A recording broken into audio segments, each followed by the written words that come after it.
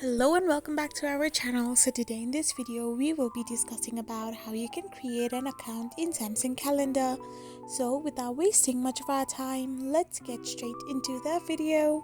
First and foremost, all you need to do is simply tap open your Samsung Calendar. Once you open your Samsung Calendar from your home screen, all you need to do is simply tap on the hamburger-like icon and scroll down below.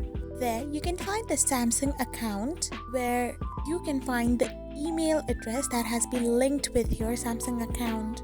So you don't need to create an account on your Samsung Calendar, as the account that has been synced with your Samsung account will be now your Samsung Calendar account as well.